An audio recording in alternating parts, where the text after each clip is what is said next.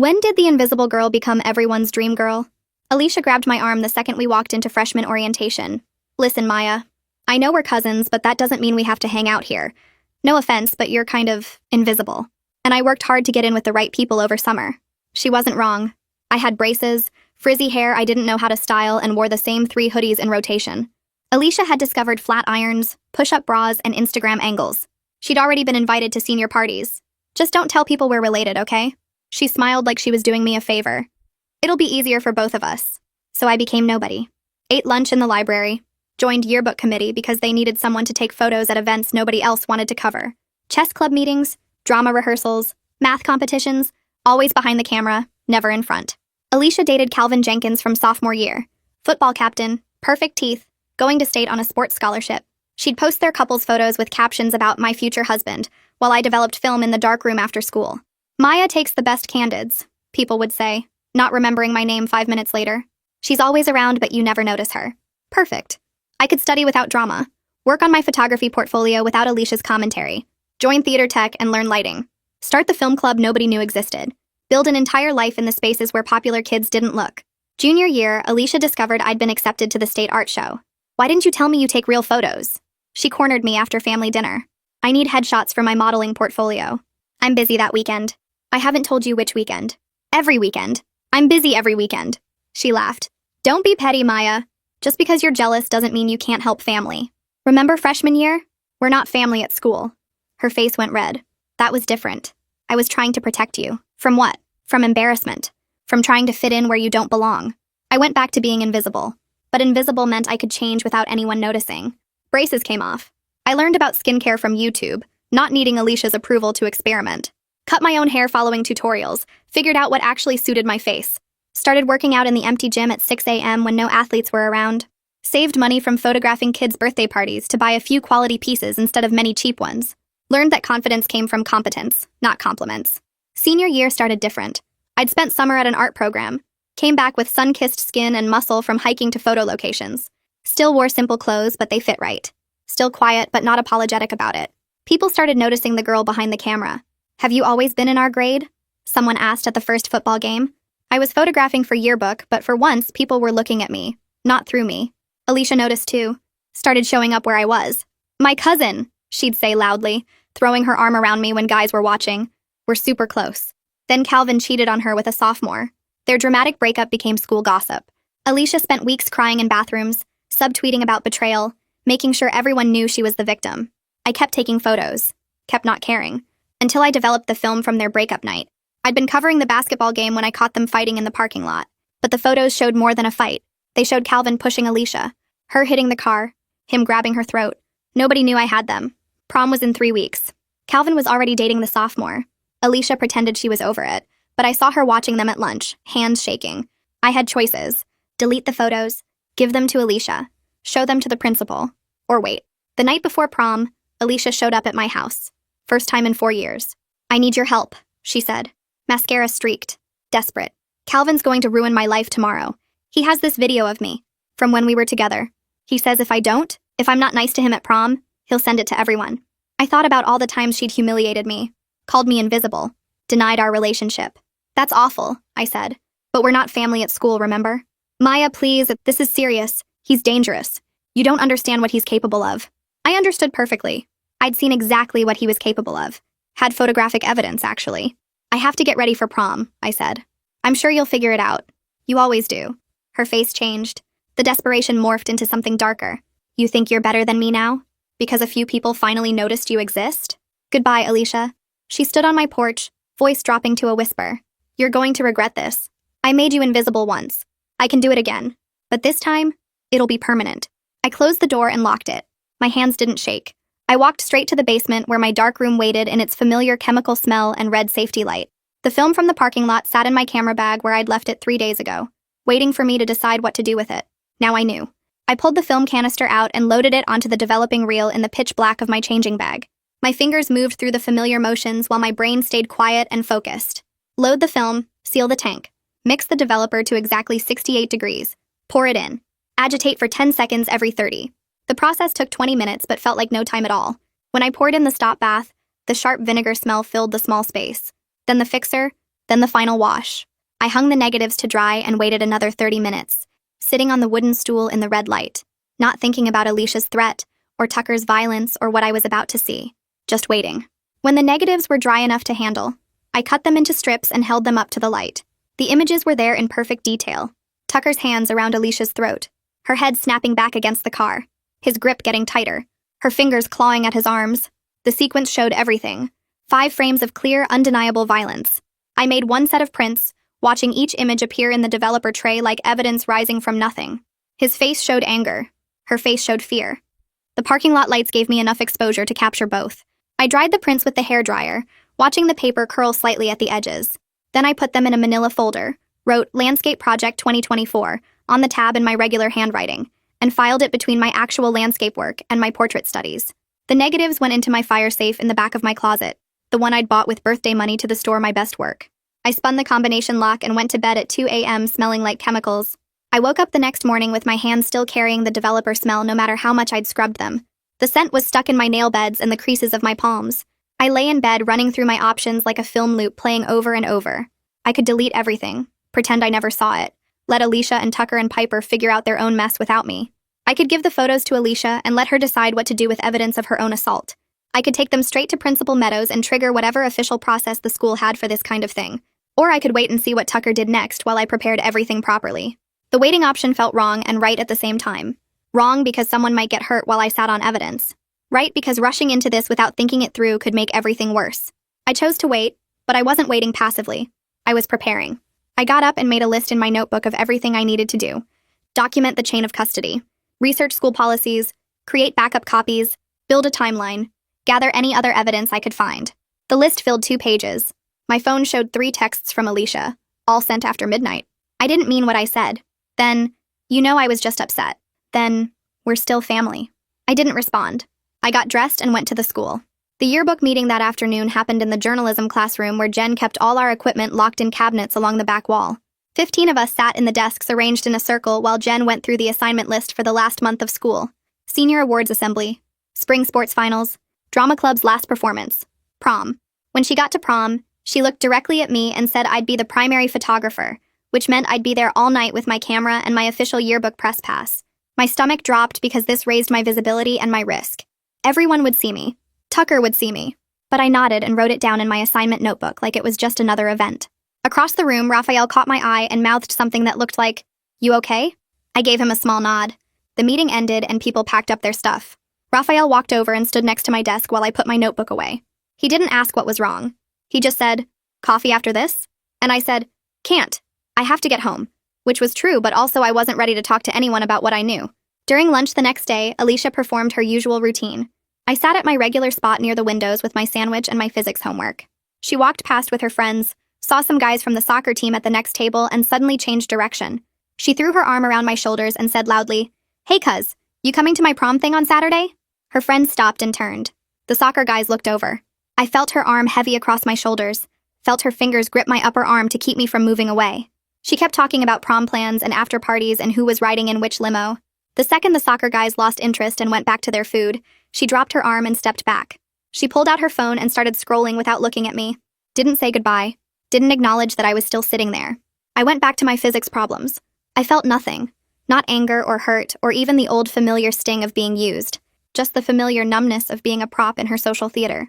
She walked away with her friends and I finished my lunch in the quiet space she'd left behind. By the end of the week, the hallway energy changed. People noticed things about Tucker and Piper. How he always stood between her and other people. How she'd stopped sitting with her sophomore friends at lunch. How he checked her phone while she ate. How she looked down at the floor when he talked. The rumors started small but grew fast. "Did you see how he grabbed her arm?" Someone said at the water fountain. "She seems scared of him," someone else said in the bathroom. But other people defended him. "He's just protective. She's lucky to be with him." Stop trying to start drama. I watched it all from behind my camera at the chess club fundraiser on Friday afternoon. I was supposed to be taking pictures of the bake sale and the tournament brackets, but I kept seeing Tucker and Piper in my peripheral vision. He stood too close. She wrapped her arms around herself like she was trying to be smaller. When her friend from math class tried to talk to her, Tucker steered her away with his hand on her lower back. I took pictures of the chess players and the cookies and the donation jar, staying detached but quietly concerned about how Piper's body language had changed in just 2 weeks. On Saturday, I sat in my room with my notebook and wrote out every option with brutal honesty. Delete the photos means someone else gets hurt, and I could have stopped it. Give them to Alicia means she might use them for revenge instead of safety, might post them on social media or send them to Tucker's college, or do something impulsive that makes everything worse. Go to administration means proper process but slow, means adults taking over and maybe not believing me or not acting fast enough. Wait means I can control the timing and the documentation, means I can make sure everything is done right.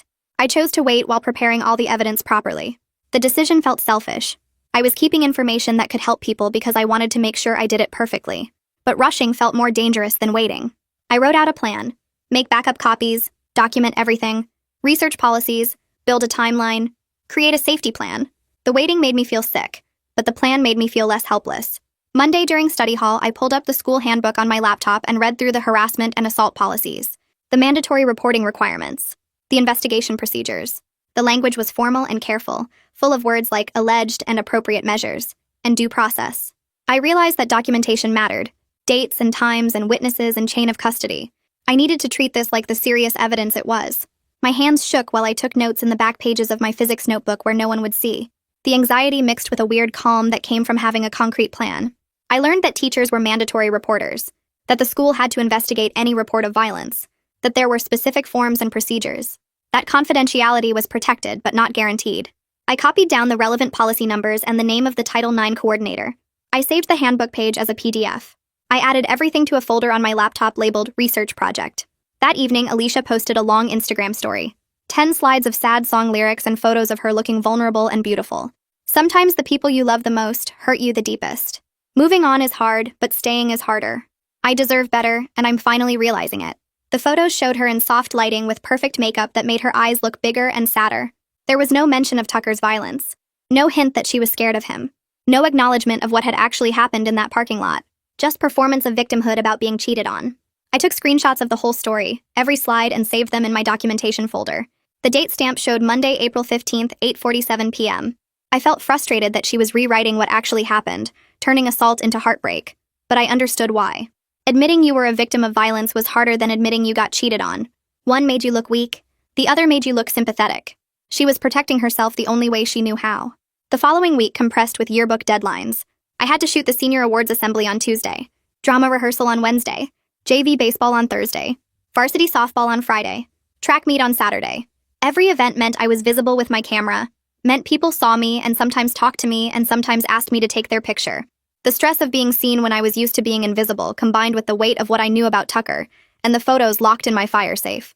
I found myself doing breathing exercises in bathroom stalls between classes. 5 things I could see. 4 things I could touch. 3 things I could hear. The grounding techniques I'd learned from YouTube videos about anxiety, but I also noticed that being busy kept me from thinking too much about the photos and what to do with them. The constant assignments gave me a reason to focus on something concrete. Exposure settings and composition and lighting. Problems I knew how to solve. One night I spent 2 hours upgrading my data security. I created encrypted backups of the photos on 3 different flash drives using the free encryption software I downloaded. I uploaded copies to a secure cloud storage account with 2-factor authentication and a password I wrote down and hid in my physics textbook. The process of organizing and protecting the evidence made me feel less helpless. I was doing something productive even while waiting. I labeled each flash drive with innocuous names. Summer Photos 2023. Art Project Files. Portfolio Backup. I put one in my camera bag, one in my school locker behind my textbooks, and one in the fire safe with the negatives. Control through competence had always been my survival strategy. When I couldn't control what other people did, I could control how prepared I was. I could control my documentation and my backups and my plans. That night, I fell asleep with my laptop still warm on my desk, and 3 flash drives hidden in 3 different places, and the original negatives locked in my closet, and 1 set of prints filed between my landscape work and my portraits, waiting for me to decide when and how to use them. Wednesday after school, I grabbed my camera bag and headed to the football field for what I told myself was yearbook coverage. The bleachers were mostly empty except for a few girlfriends and some younger siblings doing homework. I sat 3 rows up on the visitor side where I could see everything without being obvious. Tucker moved through warm-up drills with this easy confidence that made everyone around him look smaller. When the coach called for passing drills, Tucker's throws were perfect spirals that landed exactly where they needed to. His teammates jogged to him for high fives. The assistant coach clapped him on the shoulder and said something that made Tucker grin. I lifted my camera and took a few shots, pretending I was documenting the team for yearbook spreads. Through the viewfinder, I watched how the other players deferred to him, how they waited for his approval before celebrating their own catches. The head coach spent most of practice watching Tucker specifically, adjusting plays around him, building strategies that showcased his arm. I thought about the scholarship offers stacked up for him, the playoff hopes riding on his performance, the alumni donations that came in when the team won. The athletic department had invested everything in Tucker's success. Nobody wanted to look too closely at what he did off the field. I took my photos and left before anyone could ask why the yearbook photographer was there on a Wednesday. That night, I lay in bed staring at the ceiling and trying to work through the ethics of what I had. The photos belonged to Alicia in one sense because they showed her being hurt, but they also belonged to the school because they showed a student being violent on campus. If I gave them to Alicia, she might use them for revenge or social leverage instead of protection. She could post them online to humiliate Tucker or trade them for some kind of power in their messed up dynamic. If I went straight to administration, I was taking away her choice about what happened with images of her most vulnerable moment. Nobody had asked her permission for me to photograph it. Nobody had asked if she wanted this documented. The ethical tension pulled me in different directions until my brain felt tangled. I rolled over and checked my phone. 2:47 in the morning. I put the phone face down and closed my eyes, but sleep wouldn't come. At 3, I gave up and opened my laptop to research mandatory reporting laws and victim advocacy protocols. The information made things more complicated, not less. Morning came with gray light through my window and a decision forming in my mind. I would not confront Tucker directly. The thought had crossed my mind a few times. Some fantasy of showing him the photos and watching his face change when he realized someone had evidence. But that was stupid and dangerous. Tucker was physically stronger than me. He was socially protected by the football program and his popularity. He had already shown he got violent when challenged. My safety mattered more than some dramatic confrontation that would probably just make things worse. Being smart mattered more than being brave in ways that got me hurt. I would work through proper channels even if it took longer and felt more frustrating. I would document everything carefully and build a case that adults couldn't ignore. I would be strategic instead of impulsive. The decision settled something in my chest that had been churning all night. By the end of the second week, Alicia's pattern became completely predictable. In the hallways when popular kids were around, she threw her arm over my shoulders and talked about how close we were. She tagged me in Instagram stories about family and loyalty. She made sure people saw us together when it benefited her image. But in private moments, in the library or the parking lot or anywhere without an audience, she walked past me like I didn't exist. She didn't make eye contact. She didn't acknowledge me at all. I had moved past feeling angry about it into this numb tolerance. This was who Alicia was and probably always would be. She used people when they were useful and discarded them when they weren't. My energy went into documenting the evidence and planning my next steps, not into hoping she would suddenly value family over social currency. I took photos at the track meet on Saturday and watched her perform her usual routine. When her friends were watching, I was her beloved cousin. When they looked away, I became invisible again. I packed up my camera and left without saying goodbye. Monday of the third week, I got to the school early and went straight to the art department. The professional scanner sat in the corner of the advanced photography room, the kind that cost thousands of dollars and could capture every detail of a negative. I locked the door and pulled out the envelope with the parking lot photos. The scanner took almost 10 minutes per negative to create the high-resolution files. I saved each one with embedded data showing the date and exact time. The file properties recorded when the original photo was taken, when it was developed, when it was scanned. I logged everything in a spiral notebook I kept just for this. Photo 1, taken April 10th at 9:23 p.m., developed April 11th, scanned April 22nd. Photo 2, same sequence. I documented who had seen them, which was just me. I wrote down where the originals were stored, locked in my fire safe at home. Chain of custody mattered if this ever became official. I was treating it like the serious evidence it was. When I finished, I had 3 flash drives with encrypted backups and a detailed paper trail. I put 1 drive in my camera bag, 1 in my school locker behind my textbooks, and 1 I would take home to put with the negatives. Control through preparation had always been my way of handling things I couldn't directly fix. Film club met that afternoon in the media center after last period. We watched a student documentary about skateboarding culture and discussed camera angles and editing choices. Raphael sat next to me and kept glancing over like he wanted to say something. When the meeting ended and everyone else filed out, he touched my elbow. I stopped and waited. He asked if I was okay because I seemed stressed lately. The careful way he asked made it clear he wouldn't push if I didn't want to talk. I gave him a version without specific details. I had evidence of something bad happening. I didn't know whether to report it or handle it differently. I was scared of what might happen if I did either thing. Raphael nodded and didn't ask for more information. He just said that whatever I decided, I should make sure I wasn't alone when I did it. The simple advice made me feel less isolated, like someone was paying attention even if they didn't know the full story.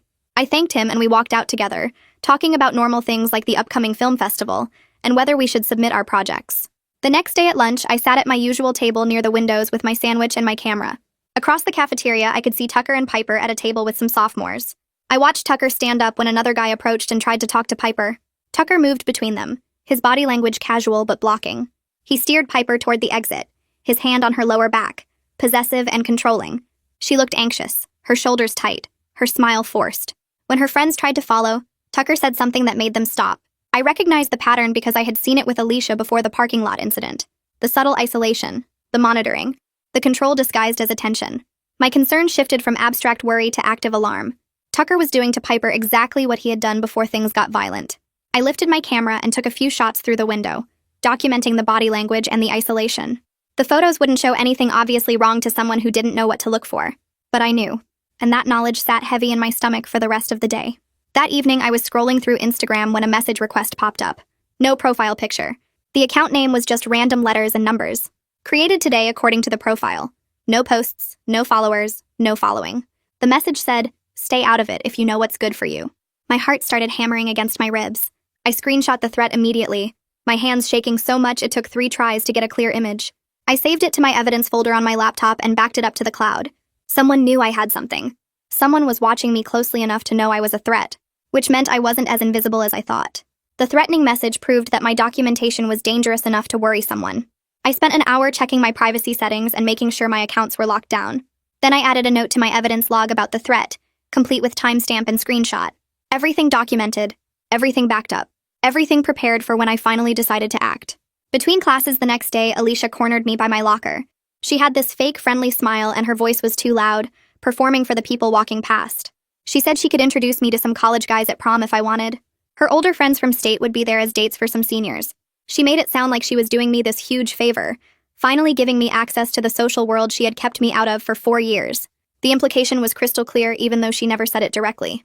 Keep quiet about whatever I knew and she would finally give me the social capital she had withheld freshman year. Stop making things complicated and she would let me into her world. I looked at her performing this generous cousin act and felt nothing except tired contempt. I closed my locker and walked away without responding. Her voice followed me down the hall, still too loud, trying to make it look like we were having a normal, friendly conversation. I kept walking until I couldn't hear her anymore. After school, I went to the yearbook office where Jen was grading papers at her desk. I knocked on the doorframe and asked if she had a minute. She put down her pen and gestured to the chair across from her. I framed it as a hypothetical because I wasn't ready to show her the actual photos yet. If a student had evidence of something serious happening to another student, what was the ethical way to handle it? Jen leaned back in her chair and thought for a moment before answering. She explained that teachers were mandatory reporters, which meant if I showed her evidence of violence, she was legally required to report it to administration. The decision would be out of my hands at that point. She suggested talking to Kelly, the counselor, first if I needed to think through my options before triggering official processes. Kelly could help me understand what would happen and what my choices were. Jen's tone was careful and supportive, not pushing me to do anything specific, but making sure I understood the consequences of each path. I thanked her and left, my mind already working through what it would mean to talk to Kelly versus going straight to administration versus continuing to wait. The weight of that conversation followed me out of Jen's office and down the empty hallway. My backpack felt heavier than it should, like the decision itself had physical mass pressing against my shoulders. Once I showed those photos to any adult with authority, the choice would be gone. The machinery would start moving whether I was ready or not. I could still wait. I could still control the timing. But the responsibility of that control sat in my chest like a stone.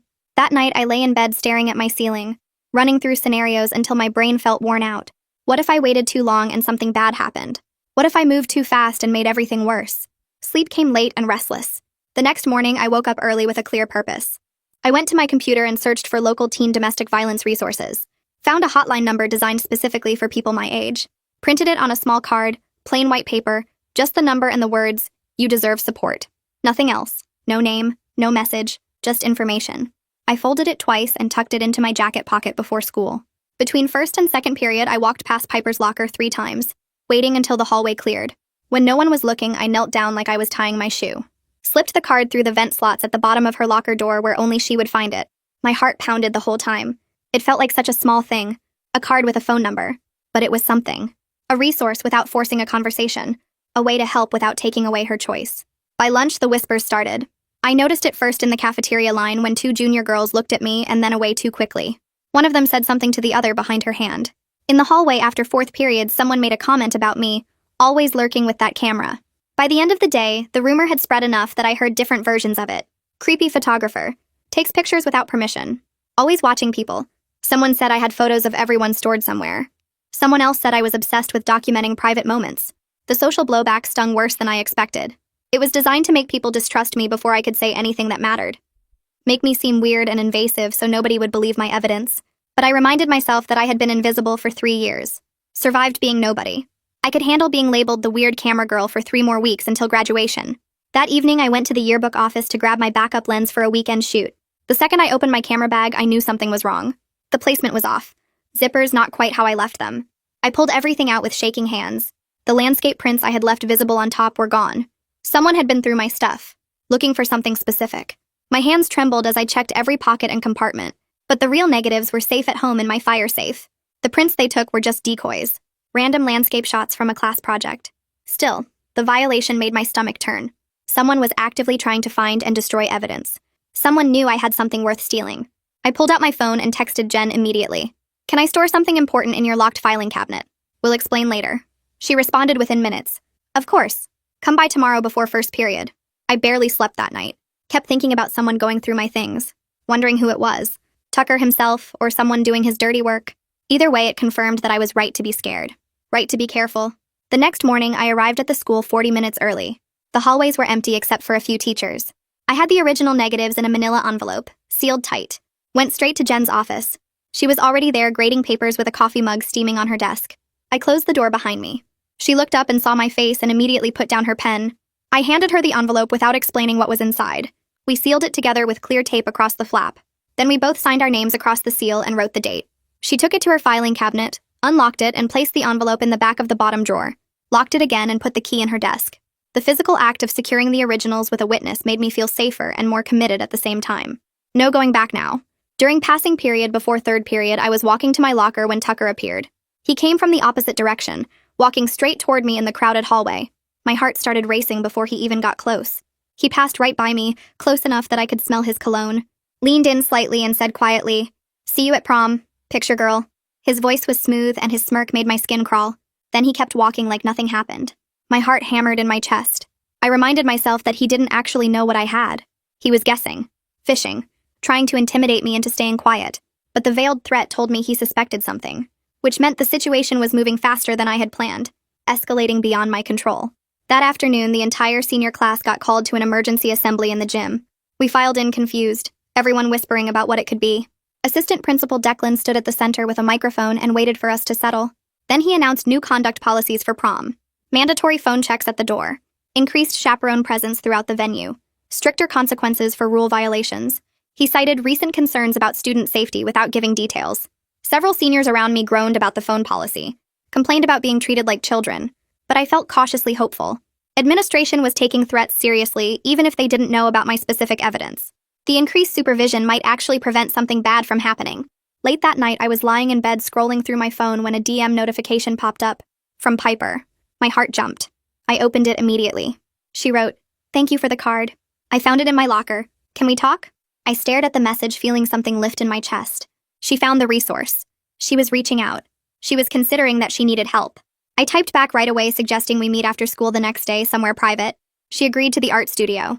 I set my phone down and took a deep breath. This was progress. Small and fragile, but real. The next afternoon, I got to the art studio early and waited by the windows. Piper showed up right on time, looking nervous. We sat at one of the work tables in the back corner where no one could see us from the hallway. She talked and I listened. Told me about Tucker's patterns. How he checked her phone constantly. Got angry when she talked to other guys even in normal friend ways. Pressured her about physical stuff she wasn't ready for. Made threats about what would happen if she embarrassed him at prom.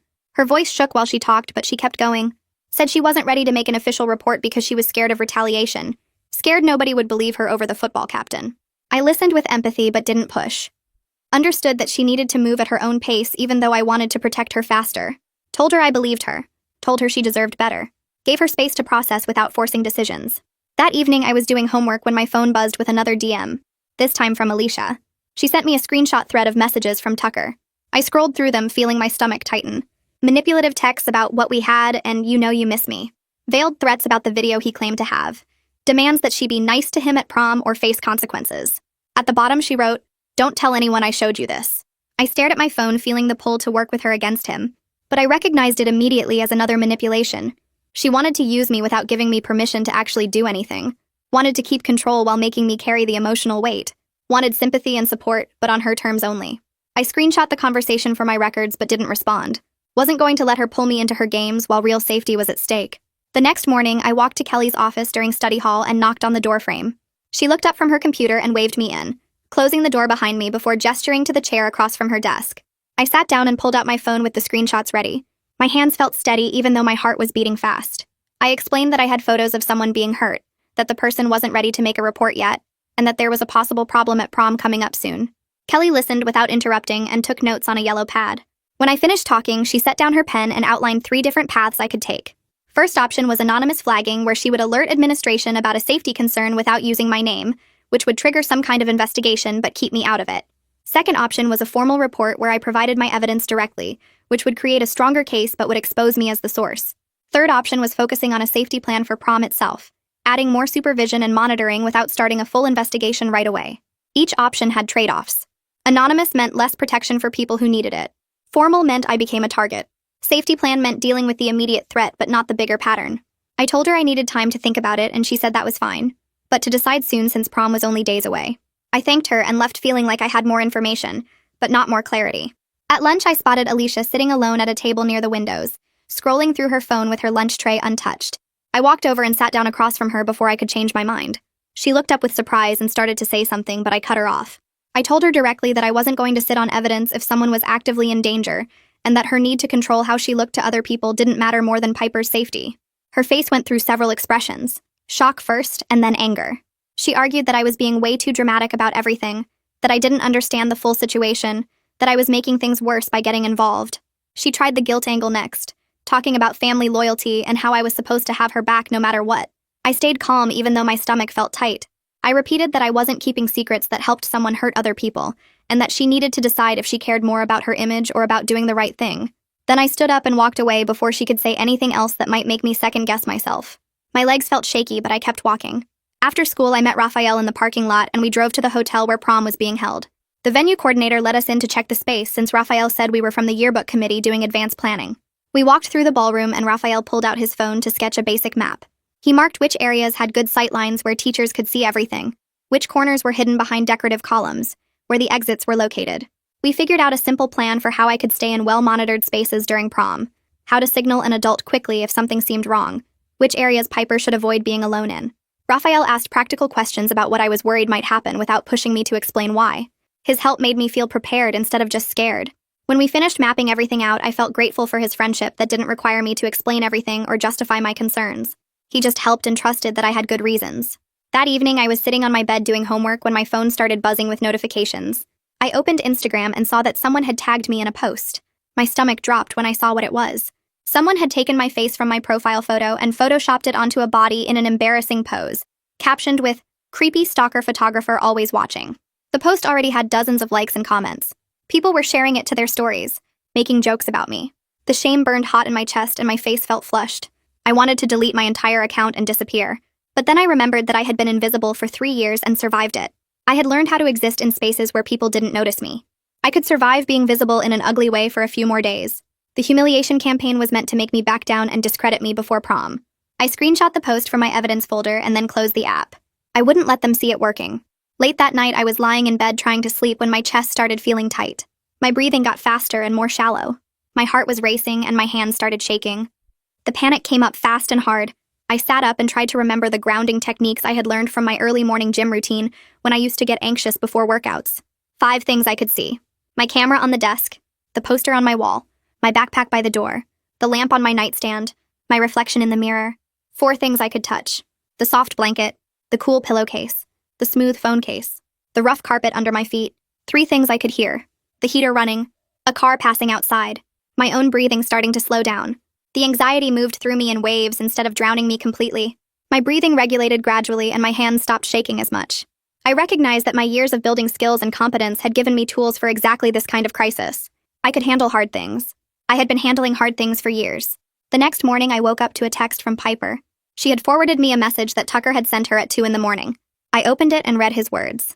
"Wear the blue dress tomorrow night and smile pretty. Don't make me remind you what happens when you embarrass me." The threat was specific and clear. He was telling her exactly how to behave at prom and implying consequences if she didn't obey.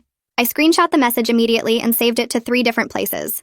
My concern shifted from abstract worry to concrete action. This was real evidence of him pressuring and threatening her. Adults needed to see this. I texted Piper back asking if she was okay, and if she felt safe. She responded that she was scared, but didn't know what to do. I told her I was going to show the message to people who could help, and asked if that was okay. She said yes. During lunch period, I found Jen in the yearbook office and asked if Declan was available. She made a quick call, and 5 minutes later we were all sitting in Declan's office with the door closed. I showed them the threatening text from Tucker to Piper, along with my photos from the parking lot. I explained the full timeline of what I had witnessed and when I had documented it. They both looked serious while I talked. Declan's face got harder when he saw the photos of Tucker grabbing Alicia's throat. When I finished explaining everything, Declan said they would add extra chaperones at prom specifically watching Tucker, and would brief all the supervising teachers on what to look for. Jen squeezed my shoulder and said, "You did the right thing bringing this to us." Her words made me feel supported. Competent adults were taking this seriously. They weren't dismissing it as drama or overreaction. They were treating it like the real safety issue it was. 2 nights before prom, I was scrolling through Instagram before bed when I saw that Alicia had posted a new photo. It was a throwback picture of her and Tucker from months ago when they were still together, both of them smiling at some party. She had tagged him in it with a caption about "what could have been," and a sad face emoji. I stared at my phone, feeling frustration build in my chest. Her need to perform and manipulate was actively making the safety plans harder. She was playing social chess and trying to get attention, or make Tucker jealous, or reclaim some narrative about their relationship. Meanwhile, Piper was actually scared and trying to survive. The contrast made me angry. Alicia was still treating this like it was about her image and social status, instead of about people getting hurt. Late that same night, my phone buzzed with a new Instagram message. I opened it and saw it was from Tucker. My heart jumped. The message said, "I know you have pics from the parking lot. Would be a shame if your camera got broken before you could use them." Fear hit me immediately and sharp. He was confirming that he knew about the evidence. He was making direct threats about destroying it and probably threatening me too. My hands shook while I took screenshots of the message. I forced myself to think clearly through the panic. I forwarded the screenshots to both Jen and Declan right away, with a brief message explaining what had just happened. Then I made sure all my backup copies of everything were secure in multiple locations. The fear was real, but I wasn't going to let it stop me from following through. The morning before prom, I went to Kelly's office first thing and told her I was ready to file an official report. She pulled out the proper forms and I provided copies of everything. The photos from the parking lot showing Tucker hurting Alicia. The threatening messages he had sent to both Piper and me. My documentation log with dates and times of everything I had witnessed. A written statement explaining the full context and timeline. My hands shook while I signed the forms at the bottom. Fear and determination mixed together in my chest. I knew this was the right thing to do, even though it scared me. Kelly looked at everything carefully, and then filed it all in a locked cabinet. She assured me that the school would take immediate steps to make sure prom was safe, and that my evidence would be handled privately through proper channels. She explained that they would also be contacting Piper's parents and Alicia's parents to make sure everyone was informed and protected. I left her office feeling drained but also relieved that it was finally out of my hands, and in the hands of people who could actually do something about it. By midday, I was standing in the hallway outside Declan's office, watching through the glass window as he interviewed Alicia. She sat with her arms crossed tight over her chest, and her shoulders hunched forward like she was trying to make herself smaller. I could see her shaking her head and gesturing with one hand, while Declan leaned forward across his desk. Her mouth moved fast, and I knew she was minimizing what happened because that's what she always did when things got real. She probably called it just a fight, or said I was overreacting, or insisted she could handle it herself. Declan pulled out some papers and slid them across the desk toward her. Her face changed completely when she looked down at whatever he was showing her. The defensive anger melted into something that looked like fear mixed with surprise. He was probably showing her Piper's statement about the pattern of Tucker's behavior. Alicia's hands went to her face and she sat there for a long moment not moving. Then Declan started talking again, and I watched her nod slowly a few times. She didn't look happy about whatever they were agreeing to, but she was agreeing, which was more than I expected. When she finally stood up to leave, I turned and walked away fast so she wouldn't see me watching. That afternoon, Piper sat across from Kelly in the counseling office with her hands twisted together in her lap. I was in the waiting area outside because Kelly had asked me to stay nearby in case Piper needed support. Through the partially open door, I could hear Piper's voice shaking as she talked about Tucker's behavior over the past few months. She described how he checked her phone constantly and got angry when she talked to other guys. How he pressured her about physical stuff she wasn't ready for. How he sent that threatening text about what to wear and how to act at prom. Her voice kept breaking, but she pushed through and kept talking. I felt less alone listening to her find that scared courage to speak up, even though she was clearly worried about what Tucker might do when he found out. Kelly's calm voice responded with questions and reassurance. She explained that extra chaperones would be watching specifically for any concerning behavior at prom. She told Piper she could change her mind about going if she felt unsafe, and that wouldn't be a problem at all. When Piper finally came out of the office, her eyes were red, but she looked a little bit lighter somehow. Late that afternoon, I was walking past the administrative offices when I saw Declan talking to the football coach through the window. The coach stood with his arms crossed and his jaw tight. He kept shaking his head and gesturing toward the hallway like he was arguing about something. Declan stayed calm and professional but firm. He pulled out his phone and showed the coach something on the screen. The coach's face went red and he started talking faster with bigger gestures. I could tell he was worried about how this situation would affect the team and Tucker's scholarship to state. The whole conversation felt political and protective in a way that made my stomach tense up. Institutional protection of star athletes was real, and I knew it might make everything harder. But at least the information was out there now. Multiple adults knew what was happening, and that felt better than keeping it all locked in my fire safe at home. At the end of the school day, I was walking down the hallway near the gym when Tucker appeared from around the corner. He stepped directly into my path and moved close enough that I had to stop walking. His body language was meant to scare me, and it worked. My heart started beating faster, and my hands went cold. He leaned down slightly so his face was level with mine, and his voice came out quiet and mean. He said I was going to regret getting involved in things that didn't concern me. Before I could figure out how to respond, a teacher rounded the corner behind him, asking if everything was okay. Tucker's whole face changed instantly into a friendly smile. He stepped back and said we were just talking about yearbook photos. The teacher looked between us for a second, then nodded and kept walking. Tucker gave me one more look before he turned and walked away toward the gym.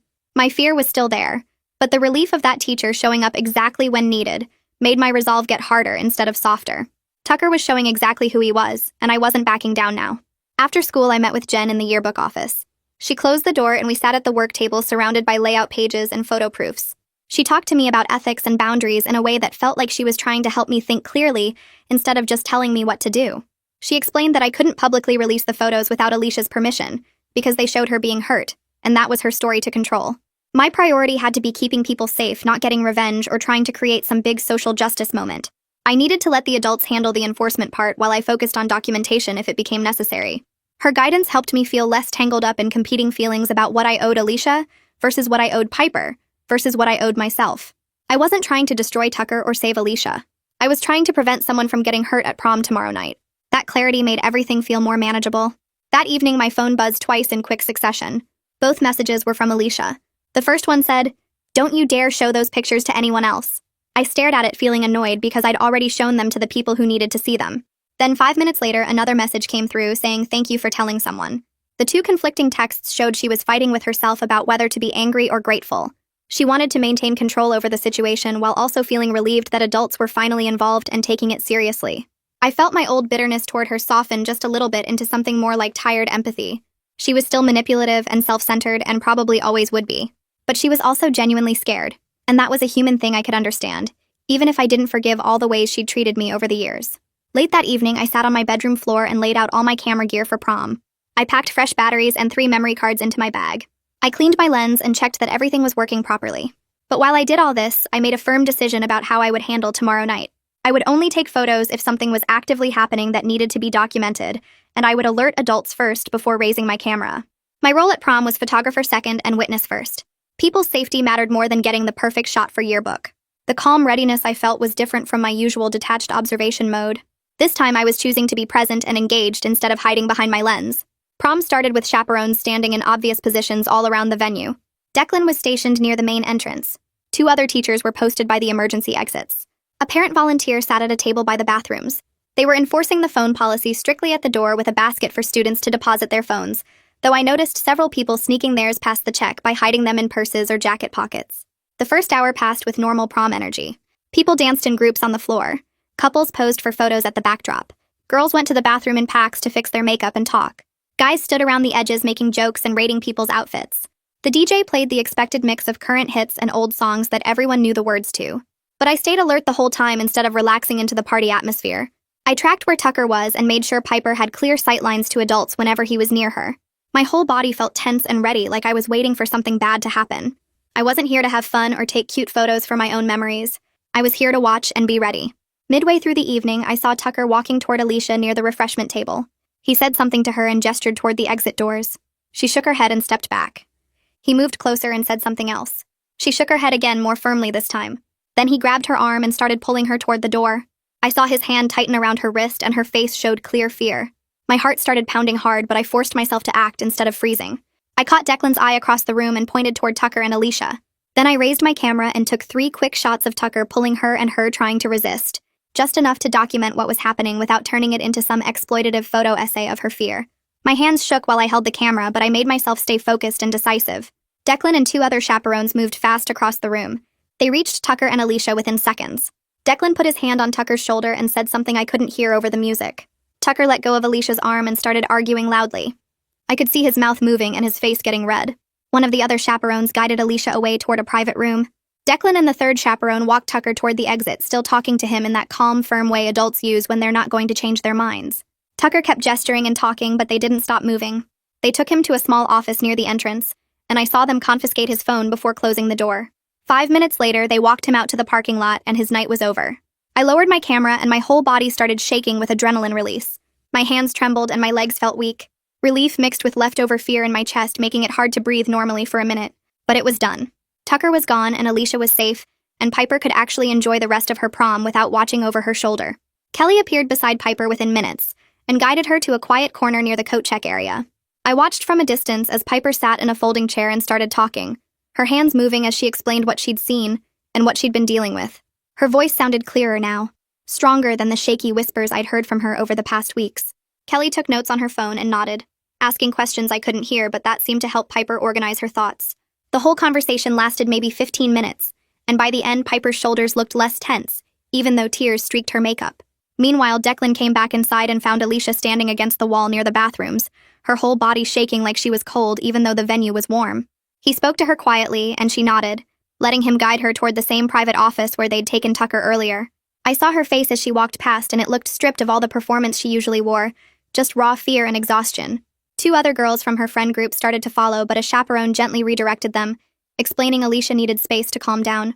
The fragility I saw in both Piper and Alicia felt more real than anything else that had happened tonight, like watching people drop the masks they wore every day at the school.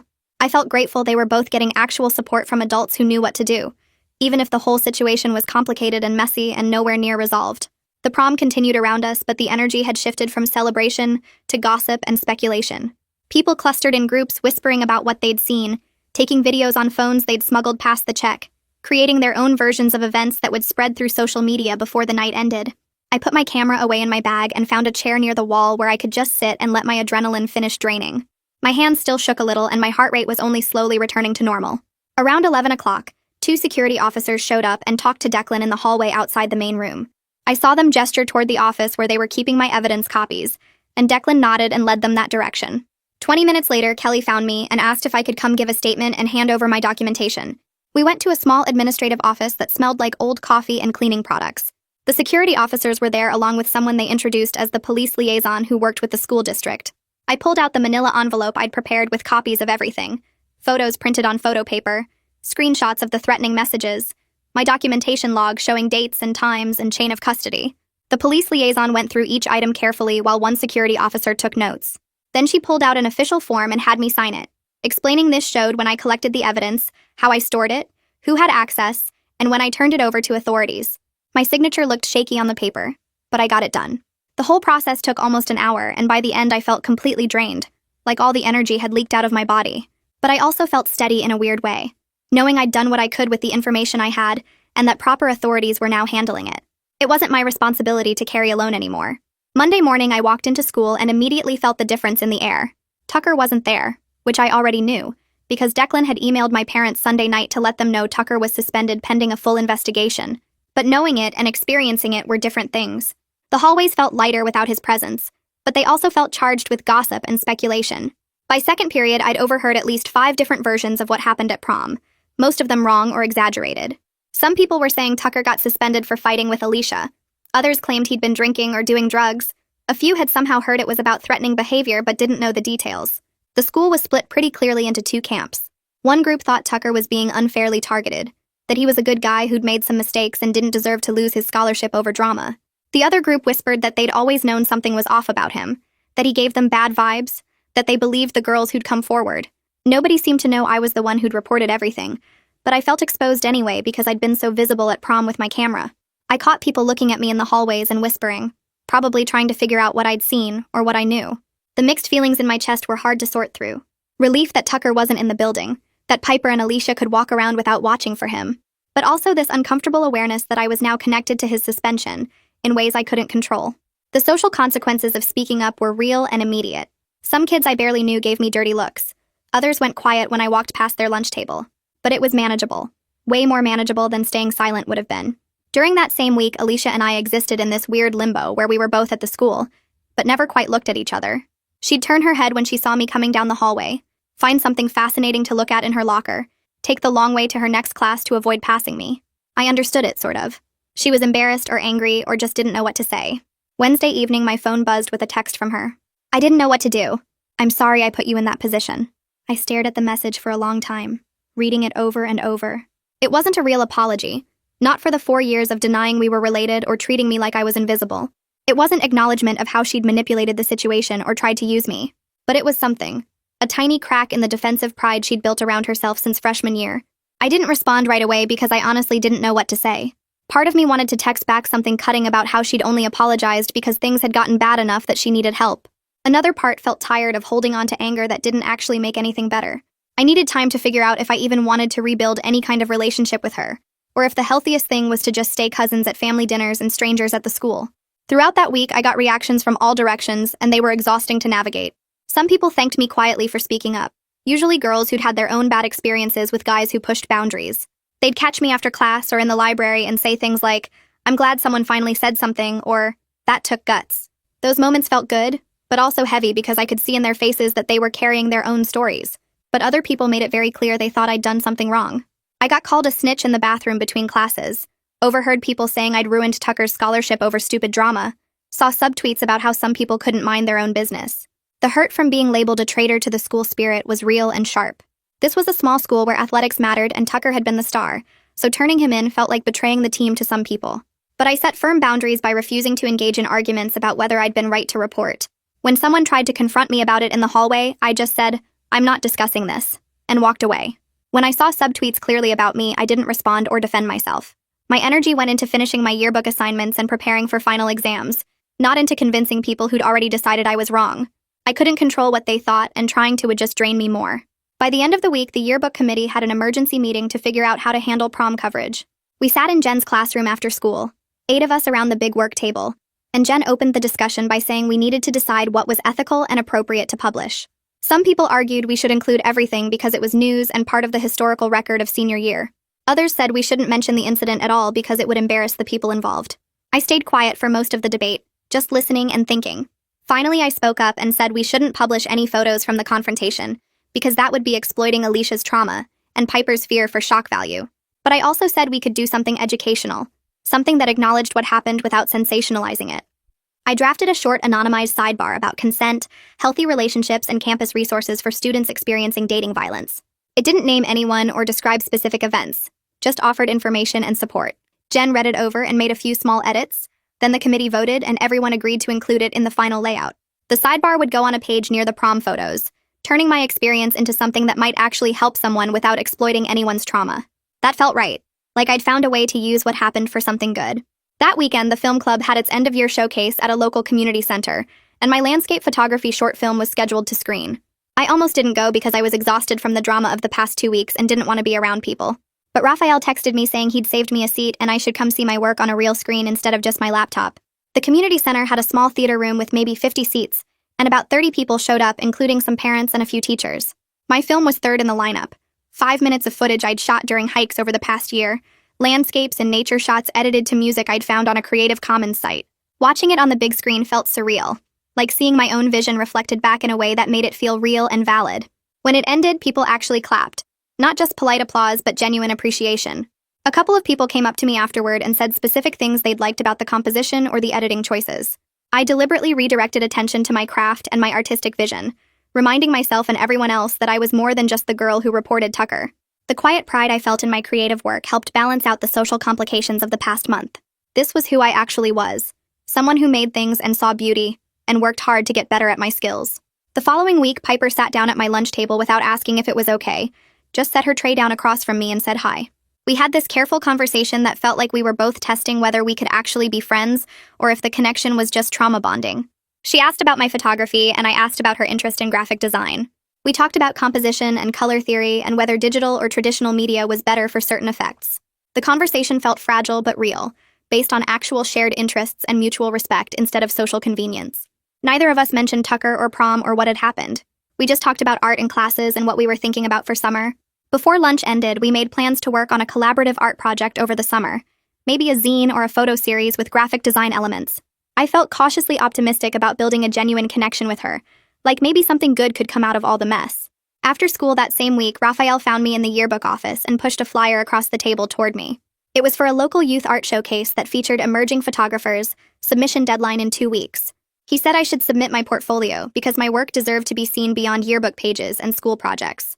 I hesitated immediately, my self-doubt flaring up with all the usual questions about whether my work was actually good enough or if I was just decent compared to other high school students. Raphael didn't let me spiral, though.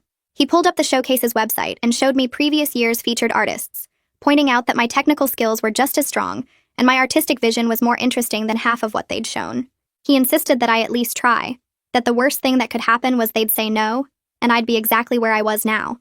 I tentatively agreed to submit 3 pieces, feeling nervous but also kind of ready to let my photography speak for itself outside the context of school drama and personal relationships. Maybe it was time to see if my work could stand on its own merit. During that same week, Kelly called me down to her office during study hall and told me she'd connected Alicia with ongoing counseling services through the school's partnership with a local teen health center. Alicia had actually taken the first appointment, which surprised me more than it probably should have. She'd always been so invested in appearing perfect and put together that admitting she needed help seemed completely out of character. Kelly said the counseling was confidential, but she wanted me to know that Alicia was getting support, and she thanked me for bringing everything to light even though it had been complicated. I asked if Piper was also getting help, and Kelly confirmed she was, that both girls were working with professionals who specialized in relationship violence and trauma. Her guarded acceptance of support felt like a small step toward dealing with reality, instead of just managing her image.